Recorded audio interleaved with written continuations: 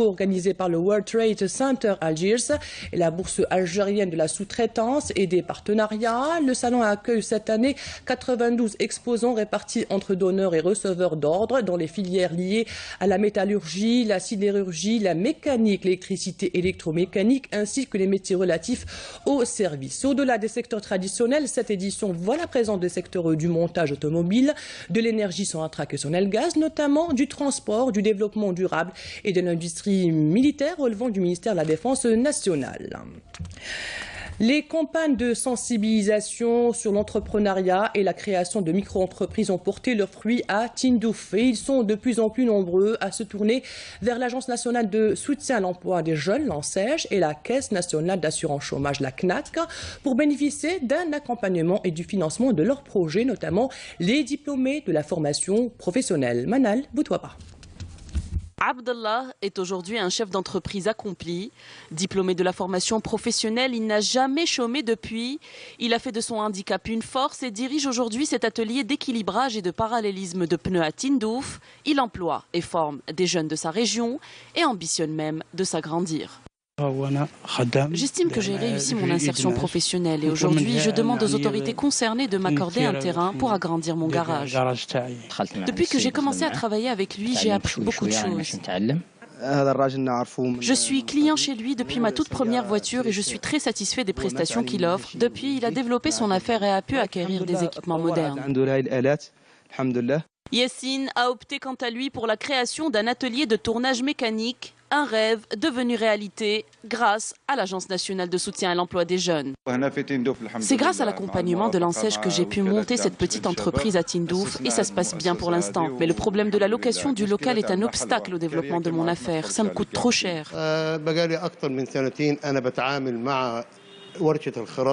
Ça fait plus de 2 ans que je traite avec cet atelier. Cet homme est un véritable artiste. Il fait un travail remarquable. Il est très méticuleux dans son travail et attentif aux détails. La wilaya de Tindouf a besoin de ce genre de projet afin d'accélérer la cadence du développement local. Et cela se fait grâce à ces jeunes chômeurs motivés, diplômés de la formation professionnelle. Plus de 1300 micro-entreprises ont été lancées dans la wilaya de Tindouf par le biais de l'ANSEJ depuis sa création en 1999. L'agence organise régulièrement des sessions de formation sur la gestion efficace en plus de la création d'une maison de l'entrepreneuriat. La CNAC également n'est pas en reste avec plus de 600 dossiers financés dont la majorité est opérationnelle. À Sidi Ourba, dans la wilaya de Biskra, 80 emplois directs ont été créés par une petite entreprise qui produit des biscuits. Une usine fruit d'un investissement privé qui aspire déjà à s'étendre son activité, comme nous le dit Saïda Mariouf dans ce reportage. Regardez. Dans la zone d'activité Sidi Ourba à Biskra, l'unité Bourras de fabrication de biscuits créée en 2014 avec sa capacité de production de 5 tonnes par jour est venue à point nommé combler un manque en la matière dans la région. On a constaté que le marché de biscuiterie affichait un manque en ce produit. On s'est alors lancé dans ce projet. On a commencé par des biscuits secs jusqu'à arriver à 5 gammes différentes actuellement. Nous avons un projet d'extension qui nous permettra d'atteindre jusqu'à 40 tonnes jour à l'horizon 2020. Si cet investissement privé a pu prendre son essor, c'est notamment grâce aux encouragements des autorités locales ayant favorisé le lancement de cette activité. On lui a octroyé les actes de concession en 2013. Une année et demie après, il s'est lancé dans la production. Le projet a bénéficié également d'un autre terrain de 500 mètres carrés pour l'extension. Cette activité est une valeur ajoutée pour la région de Biskra. 80 postes d'emploi directs sont ainsi générés par cette usine, un chiffre qui, faut-il le souligner, est appelé à doubler avec la réalisation de l'extension. Je cherchais désespérément du travail. Avec l'ouverture de cette usine, j'ai postulé et j'ai été tout de suite acceptée. Je suis très bien ici. Je n'ai certes pas de diplôme, mais cela fait 1 an et demi que l'usine m'a embauché. C'est une véritable aubaine pour moi.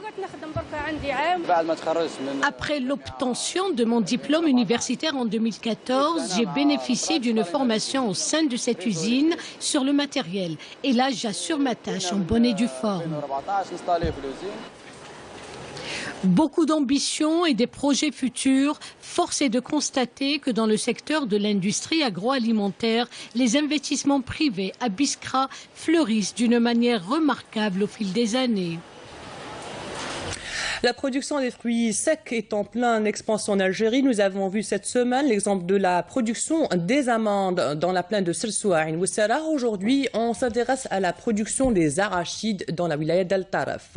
Avec une production annuelle de 10 000 quintaux, les agriculteurs veulent labelliser leur production. Nesrine Ben Saïdi.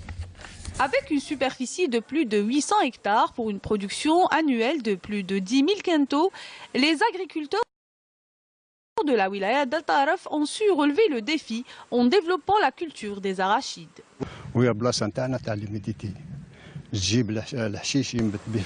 La culture des cacahuètes nécessite beaucoup de travail. Nous procédons d'abord à l'arrosage. Après environ 3 à 4 mois, nous commençons la cueillette.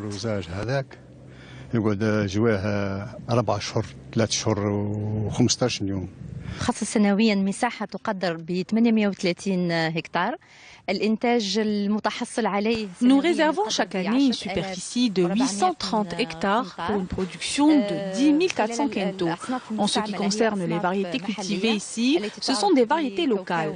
Nous comptons la cacahuète de Kolo ou la petite caloise. Afin de développer cette filière, la Chambre de l'agriculture vise à créer un label et une marque commerciale spécifique aux cacahuètes de la wilaya de Taraf. احنا نسعى الآن مع بمعية الغرفة الفلاحية للابيليزاسيون. Consommatrice d'eau par excellence, la culture de l'arachide tend à se développer davantage avec la mise en valeur d'autres superficies agricoles. Cependant, la mise en place de systèmes d'irrigation modernes, économes en eau constituerait la solution la plus appropriée pour le développement de cette culture.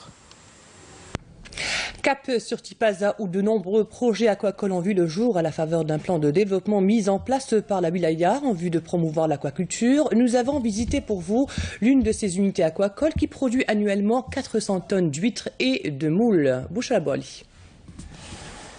Située à Tipaza, cette jeune unité de production aquacole produit annuellement 400 tonnes d'huîtres et de moules. Il s'agit de la plus importante production nationale. Nous avons lancé notre projet en début d'année et en août, nous avons pu commercialiser nos produits.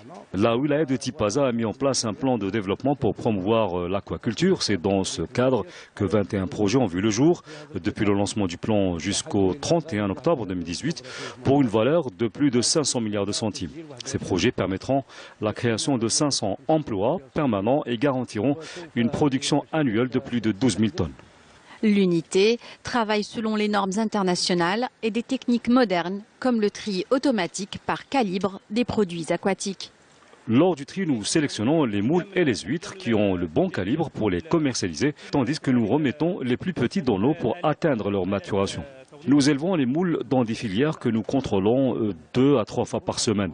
Nous procédons par ailleurs chaque jour à la récolte suivant les commandes.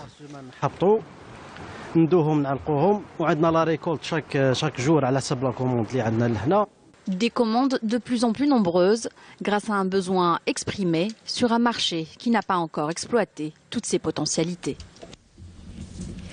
Histoire, alors que nous venons de commémorer en ce mois de novembre le déclenchement de la guerre de libération nationale, le 1er novembre 1954, il est utile de rappeler qu'un véritable génocide a eu lieu il y a de cela 173 ans à Sbeha dans la wilaya de Chlef et à Ghar el-Farachih dans la wilaya de Moussaganem, où plusieurs milliers de personnes des tribus de Sbih et des Ouled Riyah furent enfumées dans les grottes qui furent le théâtre d'une odieuse extermination massive des populations civiles par l'armée coloniale française. Faiza Moukran et Karim Haïfa reviennent sur cet événement douloureux de l'histoire d'Algérie.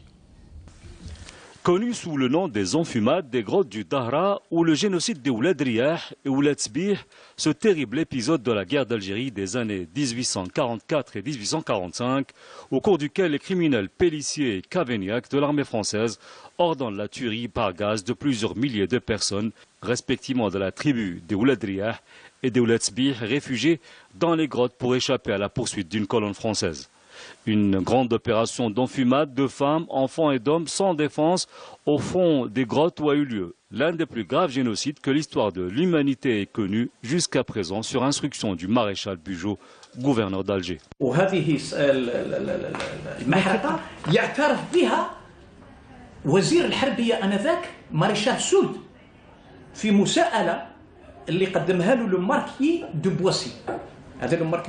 Ces enfumades sont assumées par le ministre de la guerre de l'époque, le maréchal Soult, lors d'un entretien qu'il a eu avec le marquis de Boissy, où il disait « Une première fois, en 1842, le maréchal Bugeaud ayant envoyé un détachement pour les soumettre, ça veut dire les Sbek, pour les soumettre, et se réfugièrent au même endroit, dans la même grotte. » Le premier massacre, et non des moindres, s'est déroulé en 1842. Et monsieur le maréchal Bugeaud leur envoya des parlementaires. Bugeaud يقبل على هذا الشيء يبعث un détachement des parlementaires pour négocier التفاوض pour négocier التفاوض على هذوك les assiégés اللي دارهم الداخل في لي كافير تصبح ومن بعد الغدو من ذاك يصير باللي les parlementaires تاعو ولا les soldats تاعو ils étaient tout mutilés donc هما يديروا والو. Tout était un prétexte pour exterminer les tribus qui se sont révoltées contre l'occupation française. Il y a eu une autre tribu, celle des Bni Zeroual, qui a également été enfumée dans une autre grotte, une grotte qu'on cherche toujours. On ne sait toujours pas où elle se trouve. Nous souhaitons la visiter un jour et pourquoi pas demander aux habitants de la région de nous montrer son emplacement exact. Les grottes de Gharf Rachih et des Sbihas se souviendront à jamais qu'ils furent le théâtre d'une odieuse extermination massive des populations civiles, avec des exactions commises par les troupes françaises qui dépassèrent les normes de la guerre conventionnelle, mais aussi de l'horreur. Et gloire à nos chouhada. Place au football et dans le cadre de la 15e journée de Ligue 1 Mobilis, voici les résultats des rencontres d'hier. Le Nahdu Sindé a inscrit un but contre le MC Oran, un but partout pour l'AS Ain Mlila et le MC Alger, et match nul 0 partout entre la JS Saoura et l'Olympique Médéa.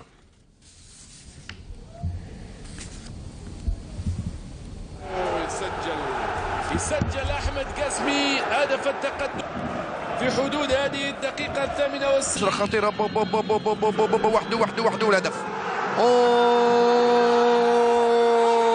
والهدف الأول للمولودية. تصويبة ربما والهدف يا سلام. في منتهى الروعة يا سلام. في الدقيقة من الشوط الثاني. Et voici maintenant le programme de ce jeudi dans le cadre de la 15e journée. L'USM Belabès rencontrera le CRB Louis Z à 16h, un match que vous pourrez suivre sur votre chaîne Canal Algérie. Le MOB Béjaïa s'opposera à l'ES Sétif à 18h, alors que le DRB Tajnet rencontrera le Paradou AC à 18h, un match que vous pourrez suivre sur la chaîne 4.